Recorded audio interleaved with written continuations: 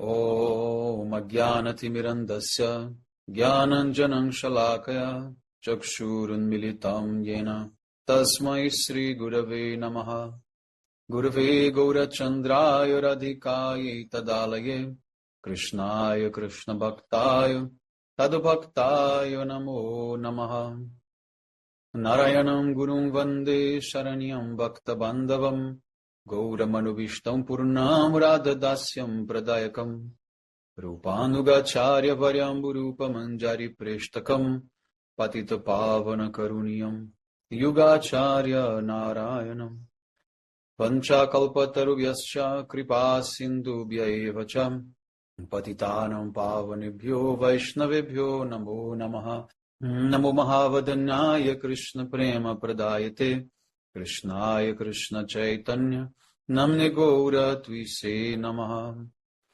Shama Sundara Shikanda Shekara Ismirahasara Murali Manohara Radhikara Sikamam Kripanide Swapriya Charana Kinkarim Kuru Tapta Kanchana Gourangi Radhe Vrindavaneshwari Vrishabhanusute Devi Pranamami Hari Priye Vrindai Tulasi Devyai Priyai Keshava Sacha Krishna Bhakti Prade Devi Satyavatyai Namo Namaha Shri Krishna Chaitanya Prabhu Nityananda Shri Advaita Gadadhara Shri Vasadi Gaura Bhakta Vrindam Hare Krishna Krishna Krishna Hare Hare Hare Rama Rama Rama Hare Hare.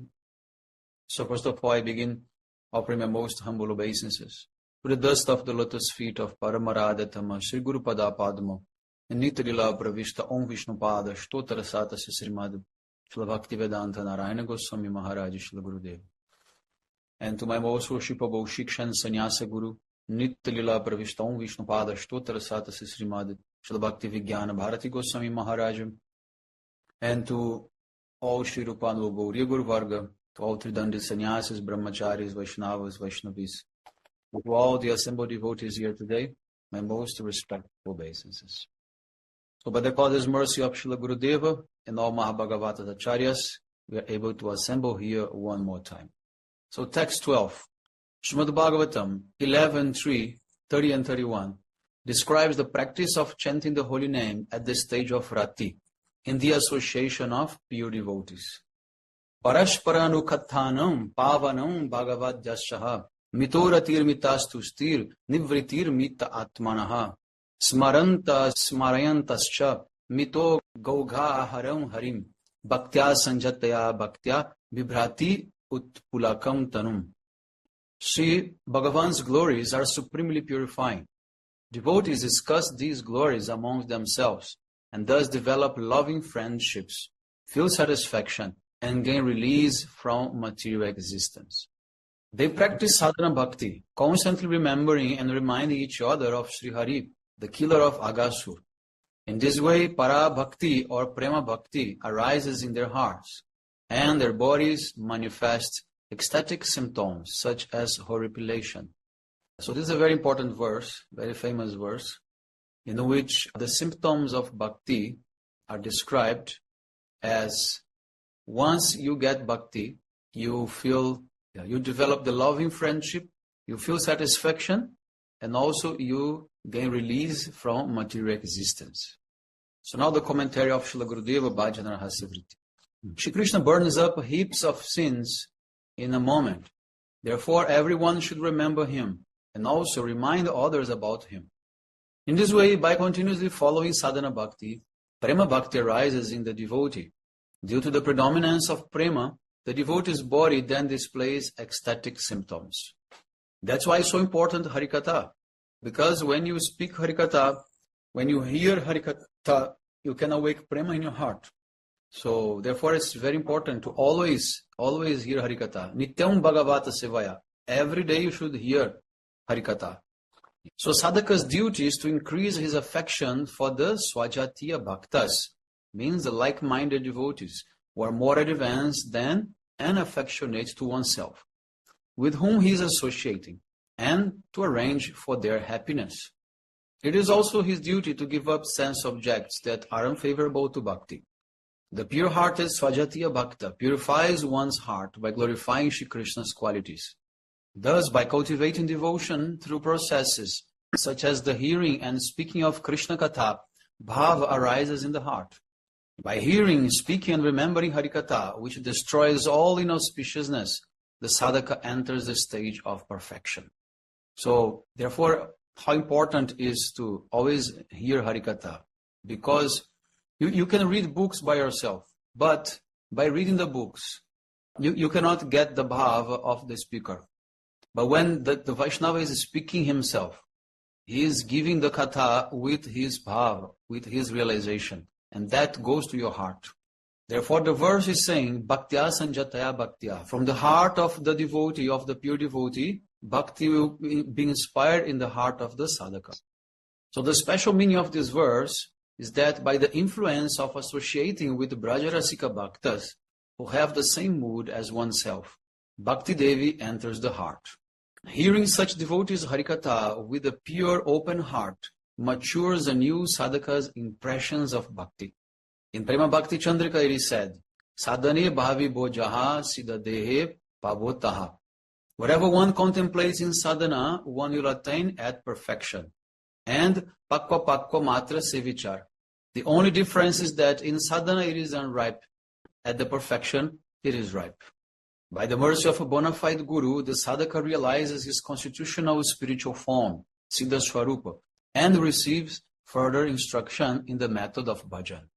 When like-minded pure devotees, Sajatiya Shuddha Bhaktas, meet, they speak only Krishna Katha and become overwhelmed by describing Krishna's form, qualities, etc.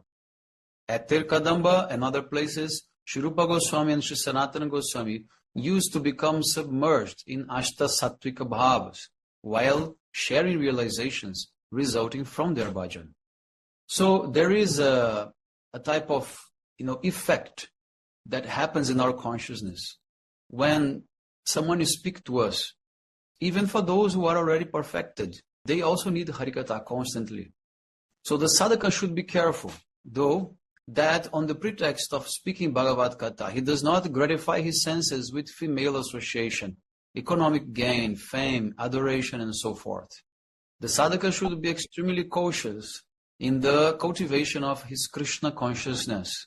Otherwise, he will deviate from the correct path and be cheated of the wealth of Chaitanya Mahaprabhu's prema. So if you use Harikatha for any other material motives, Mahaprabhu is not going to share his prema with you, not possible. So Harikatha should be for only one purpose, to awaken bhava in our hearts. And those who are hearing with faith, even if the speaker is not self-realized, but if the listener is sincere, he can get enlightened by that Harikatha anyway.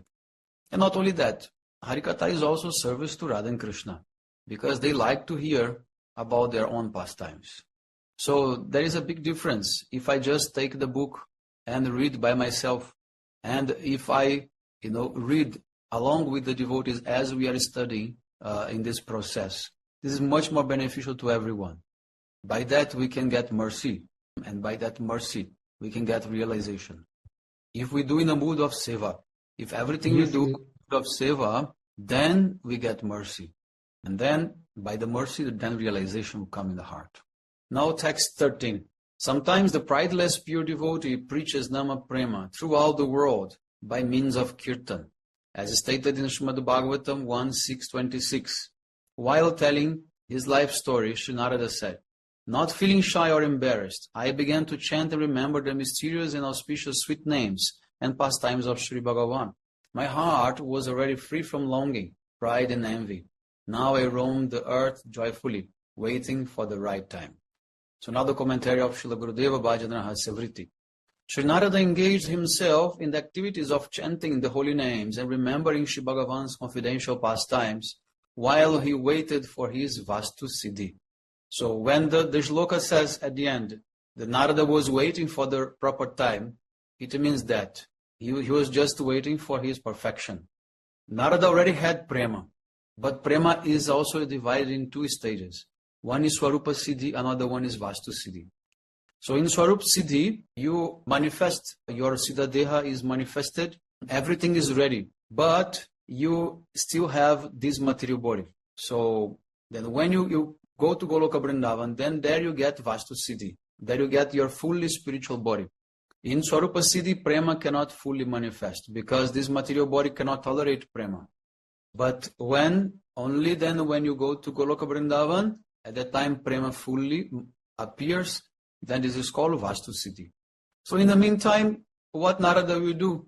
He could just sit and play alone, just waiting, but no. He thinks, let me distribute this to as much as people I can.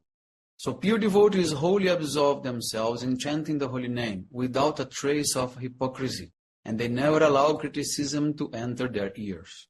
They review confidential pastimes of Sri Radha Govinda, which are filled with extremely deep loving, playful pastimes to affectionate devotees who are of similar disposition. Swajati Snigdha Bhaktas. So what does it mean? It means that Narada, he may be singing all over the world, many people can hear, that's fine. But to whom he is going to speak Harikatha, that is not for everyone. He only is going to open his heart for those devotees who are Swajati Snigdha. In the poem Vaishnava Ke, Srila Bhaktisiddhanta Saraswati Prabhupada states, Kirtana Prabhave Smarana Hoibe Sekale Nirjana Bhajana Sambhav. Smaran, remembrance, will come as a result of performing kirtan. And only at that time will solitary bhajan be possible. And Nama and Nami are non-different. Upon attaining the stage of Bhav, a devotee's material sentiments are destroyed and he becomes humble, respecting everyone. He does not expect honor for himself, and giving up any sense of shyness and inhibition, he performs Harinama Sankirtan. Sri Narada is describing this condition in this text. Giving up all pride and shyness, he propagated the chanting of the holy name everywhere. The topmost devotees preach everywhere for the welfare of human society. Srila Bhaktisiddhanta Saraswati Prabhupada says, Prana ache jar sehetu prachar. He who has life can preach. So Narada Muni, he knows there is no benefit for just sitting and doing bhajan alone. He has to distribute this to everyone. He was qualified for solitary bhajan, but he knows that mercy to the jiva, jiva doya, this is very important for Vaishnavas. So Smarana is a limb of bhakti that is subservient to Shravana and Kirtana. According to Srila Jiva Goswami, narrations of deep and confidential activities of the Supreme Lord, that is, his pastimes of vilas with his beloveds, should not be revealed in the presence of ordinary persons. One should perform Smarana and Kirtana according to one's qualification. And this is what our acharyas, they always did. They always spoke according to the qualification of the audience. In Chaitanya Charitamrita Madhya Lila 22:157-159 states, Mane nija siddha deho koriya bhavan, ratri dine kore braje krishnira sevan. The perfected devotee serves Shri Krishna in Vrindavan day and night within his mind, in his original pure self-realized position, nija siddha deha. Then Srila Bhaktivinoda Thakur, he writes a parallel verse to this one, in which he says, the inhabitants of Vrindavan are very dear to Krishna. If a person wants to engage in spontaneous loving service, he must follow the inhabitants of Vrindavan and constantly engage in devotional service within his mind. Text 14. Srimad Bhagavatam 11.332 states, the transcendental Mahabhagavata's condition is astonishing.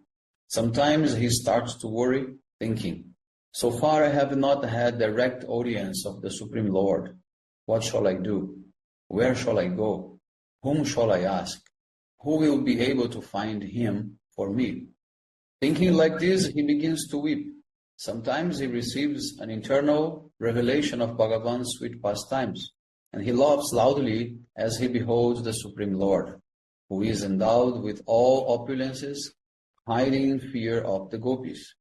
Sometimes he is submerged in bliss upon receiving Sri Bhagavan's darshan and directly experiencing his prema. Sometimes when situated in his Siddha Deha, he speaks with Bhagavan, saying, O Prabhu, after so long I have attained you, and he proceeds to sing the glories of his Lord. Sometimes when he receives Sri Bhagavan's affection, he starts to dance, and sometimes he experiences great peace and remains silent. So now the commentary of Srila Gurudeva, Bhajana Rahasya Vritti. Upon the appearance of Bhava, the sadhaka's internal and external activities become extraordinary. Due to remembering narrations of the Supreme Lord, sometimes he cries, sometimes he laughs, sometimes he dances, sometimes he displays delight, and sometimes, becoming silent, he is grave. And at other times, in the association of like-minded devotees, he describes his transcendental realizations, which are filled with prema. In the Gambhira, Sriman Mahaprabhu was immersed in many transcendental sentiments and would reveal them to Swarupa Damodar and Rai Ramananda. Mahaprabhu's mind would completely drown in the ocean of Shri Radha's sentiments, and he would become as if mad, sometimes losing external consciousness and sometimes in a half-conscious state. He would express some of the sentiments in his heart. While dreaming, he would become silent, fully absorbed in bliss. Sometimes in Ardhabahya Dasha, means half external condition, he saw Krishna, and sometimes he lost him. When he was in full external consciousness, Bahya Dasha, he was unhappy to be separated from the jewel he had attained but had now lost. Sometimes, like a madman, he asked animals, birds, and people, "Where is Krishna? Have you seen him?" At night, when the atmosphere was calm and it was time for Radhika's rendezvous with Krishna, he could not keep his composure. As he remembered the Rasa Lila, he would become overwhelmed with bhav and begin to sing and dance. In internal consciousness, antardasha, there is only meeting and happiness. Sometimes, while thus absorbed, Mahaprabhu would say, "Today Krishna was sporting in the midst of the Sakis at Radhakund. One Saki helped me behold those pleasure-filled dalliances from a distance." When Mahaprabhu returned to full external consciousness, he would say, "Swarupa, did I just say something to you?" "What?" "Oh, I am a sannyasi named Chaitanya." He then lamented in the anguish of separation. Remembering Krishna's qualities, he would clasp the neck of Rai Ramananda and Swarupa Damodar and cry with great restlessness. This would happen every day.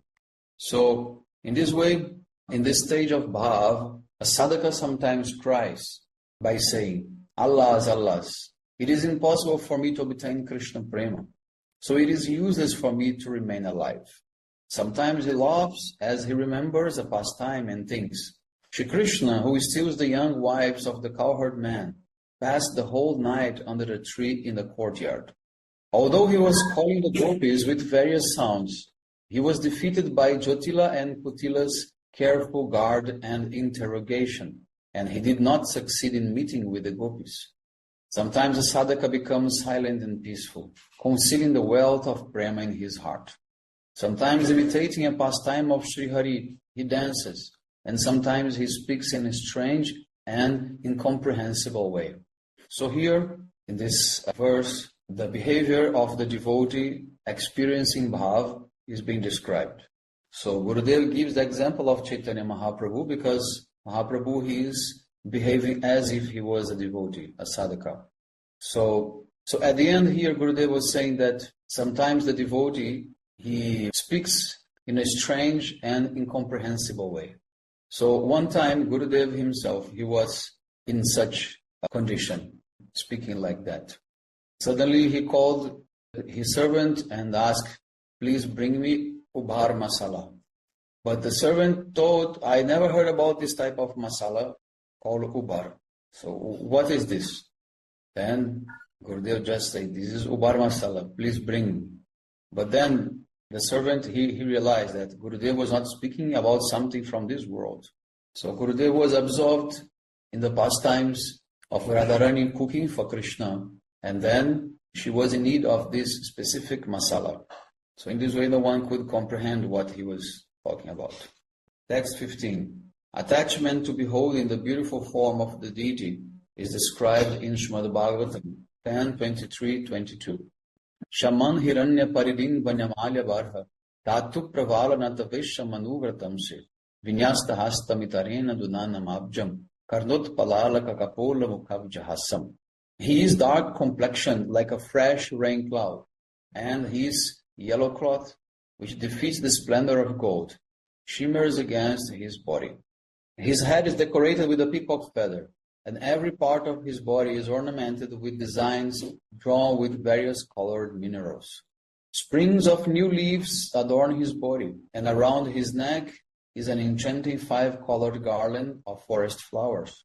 Dressed in this way, he appears as a fresh, youthful, expert dancer.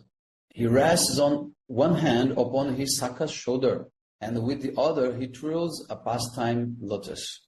His ears are decorated with earrings. Curly locks of hair splash against his cheeks, and his lotus face blossoms with a gentle smile. So one of the symptoms of bhav being described as attraction for the beauty of Krishna. Therefore, Srila Bhaktivinoda Thakur, he quotes this shloka that describes the beautiful appearance of Krishna. Now the commentary of Srila Gurudeva Bhajana Rahasya Vritti. Upon the appearance of Rati or Bhav, the state of divine passionate love known as Anuraga arises in the sadhaka's heart upon beholding the deity, and he experiences the splendor of Shri Krishna's beauty as described in this verse. So why is that? Because the devotee in Bhav, when he looks to the deity, he's not watching the statue. He sees directly Krishna there. Shri Krishna's head is decorated with a peacock feather crown, and his neck is beautified by a garland of flowers and leaves strung by the Brajagopis. His body is decorated with pictures made with aromatic minerals from Kamyavan. So what is this aromatic minerals? They find some jewels, some gems, and they crush those gems into powder, and then they mix with water and some other things. Then they make like a paint, and then they paint their bodies with these minerals. Shri Krishna, who attracts everyone with his smiling face, puts his left arm around the shoulder of a Priya Narmasaka, and his right hand twirls a pastime lotus. So the Acharyas explain that his twirling the pastime lotus indicates that Krishna's heart dances like the lotus when he sees the devotees, or the devotees' hearts dance like the lotus when they see Krishna. So here, by his twirling of the lotus, Shri Krishna expresses the sentiment, "Oh fortunate, I am holding your lotus-like hearts in my hand." Then he implies, "Now that you have seen me, your hearts are dancing like this lotus. Or, I will accept your hearts and make you my own." So Krishna is very tricky, and he communicates with the gopis by these very clever gestures. So he's doing like this with the lotus in his hand. So then from a distance, the gopis are watching, and he wants to tell them that, "Oh, I can make your heart like this lotus. I can play with it in my hand." Shri Krishna entices all living entities to drink nectar by attracting them with the sweetness of his beauty. By this mercy, many kinds of pastimes manifest within the sadhaka's heart, and he experiences the happiness of relishing these pastimes. So in this way, it is all by Krishna's mercy that the pastimes manifest in the heart of the devotees. Now text 16. Also in Srimad Bhagavatam 10.21.5 says, "Barhapidam nattavara vapu karnayo karnikaram vibradvasa kanakakapisham vayajantim chamalam randram venu radhara sudayam purayam gopa vrinde vrindaranyam swapadaramanam pravisha gita kirti." Seeing Krishna through the eyes of Bhava, the gopis in Purvaraga describes his beauty. Shyamasundara is entering the forest of Vrindavan, accompanied by his cowherd boyfriends. In his turban, there is a peacock feather. Over his ears, a karnikara flower. On his body, a pitambar glitters like gold.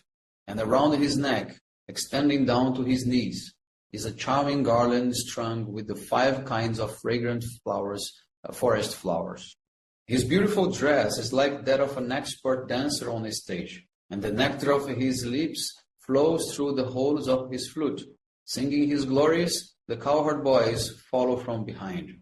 In this way, this Vrindavan Dham, which is more charming than Vaikuntha, has become even more beautiful due to the impressions of Shri Krishna's lotus feet, which are marked with the conch, disc, and other symbols.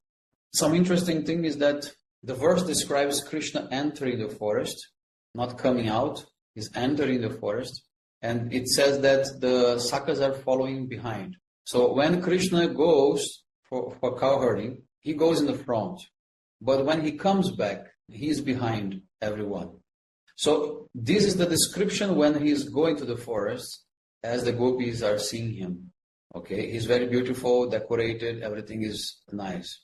But when he comes back, the description is different because he's behind. So the gopis will see him covered by the fine dust raised by the cows walking on the ground. So then Krishna's face, hair, body, everything is covered by that fine dust, and then he appears also very beautiful. So now the commentary of Srila Gurudeva Bhajana Rahasya Vritti.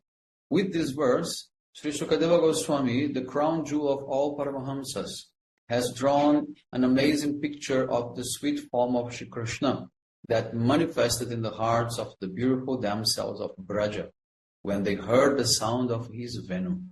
The Brajaramanis, filled with deep attachment for Krishna, became overwhelmed upon hearing the sweet sound of his flute.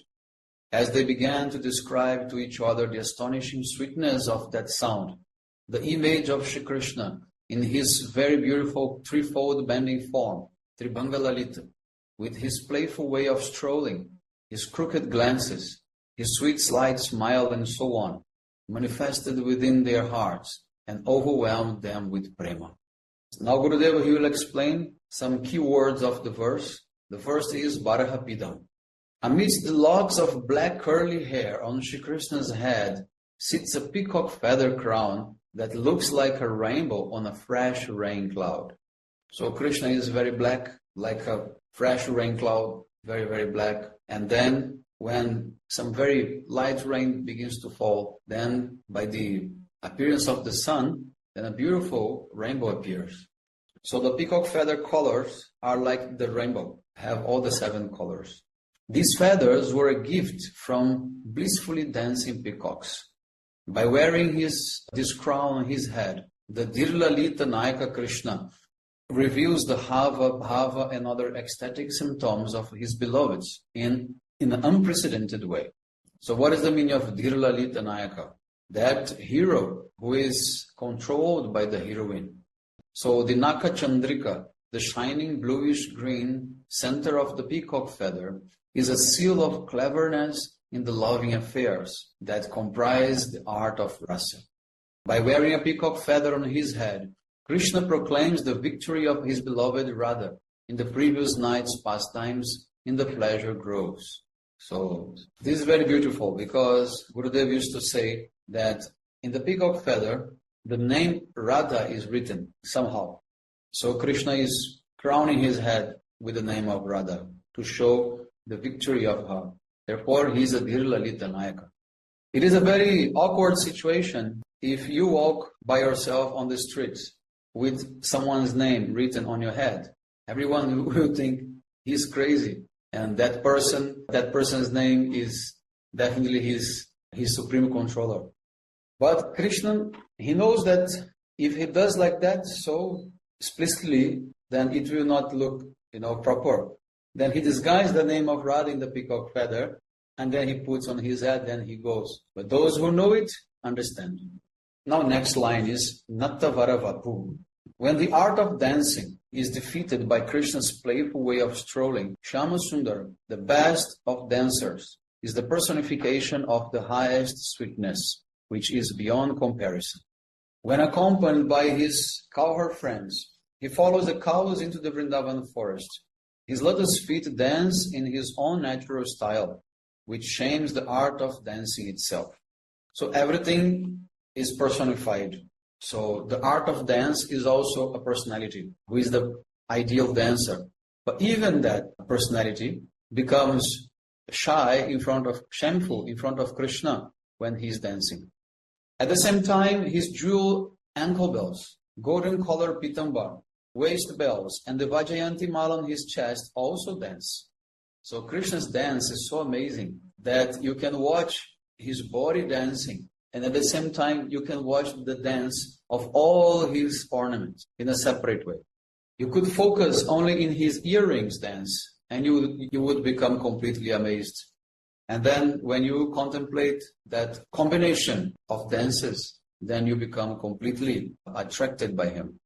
So his fingers also dance upon the holes of his flute in a unique manner.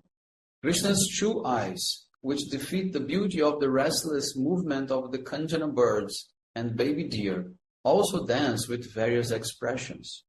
His Makara-shaped earrings, his black curling tresses, and the peacock feather adorning the top of his head also start to dance. Thus, he himself is the unequaled expert dancer, Nattavara, and every part of his body is also a Nattavara. Now, next line, Karnayo Karnikaram. The yellow Kanira flower, or Karnikara, that Shyamasundar wears on his ears as he enters the forest increases the incomparable sweetness of his fresh youth. Rasikshakar Shri Krishna wears only one Kanira flower, sometimes on his right ear and sometimes on his left, thus demonstrating his carefree, intoxicated youth. He places this flower on the ear that faces the loving gopis, who stand on the rooftops, thus showing them his great affection. So then Krishna only uses one earring, not two. Now next line, Bibrada Vasa Kanaka Kapisham. Nattavara Shyamasundara's body, whose dark complexion defeats the color of fresh rain clouds, is adorned with a golden yellow garment, Pitambar, which resembles lightning against a thunderbolt. By covering his body with the Pitambar, which is similar in color to the Brajagopis' golden complexions, he expresses how he feels when they embrace him. Thus, he reveals his deep love for them. So, this is the hidden meaning of the yellow Pitambar. Why Krishna chose the yellow color? Because that resembles the golden complexion of the gopis. Then he covers his body with that by saying that, oh, I'm always being embraced by all of you gopis. On his very broad chest, a Vajjayanti mala made from 5 kinds of flowers swings gently and sweetly. When the gopis see this, their hearts surge with ever-fresh waves of emotion. These 5 flowers are like 5 arrows released by the gopis that pierce each and every part of Krishna's body. This is the Pushpa Banaya. Those who chant Kamagayatri, they know what is that. The arrow like flowers. Then next line, Randram Venu Radhara Sudayam Purayam. When Shri Krishna covers the holes of the Venu with his fingers, puts it to his tender bud-like lips that defeat the beauty of the ripe bimba fruits, and gently blows into it, a sweet sound pours forth that infatuates the entire world and enchants all moving and non-moving beings. The lifeless Venu becomes alive and stirs the gopis' hearts, stimulating transcendental lust, kama, within them. Moreover, when the gopis see that the Venu is enjoying the nectar of Krishna's lips, which they consider their wealth, right in front of them, even though the flute is male, the Sanchari Bhav called jealousy, Irisha, arises in their hearts. In this way, Shyamasundara plays on his Venu and he enters the most pleasant forest of Vrindavan. The moment a stream of the flute's sweet nectar enters the ears of the Brajaramanis, who are endowed with Mahabhav, an amazing condition arises in their hearts. They become restless with a strong desire to meet with Krishna, and although they try to conceal this mood, they are unsuccessful. A sadhaka who aims to attain the gopis' love for Krishna will gradually develop his bhava madhurya by performing sadhana under the guidance of his spiritual master. When the stage of bhava arises, Shri Krishna's form manifests within the sadhaka's heart. At this stage, the sadhaka's mood is similar to that of a gopi. He understands himself in his swarupa to be a young girl, and he becomes absorbed in rendering service under the guidance of the Nitya Siddha gopis. Vancha kalpatarubhyasya kripa sindhubheva cha patitanam pavanebhyo vaishnavebhyo namo. Hari Bol.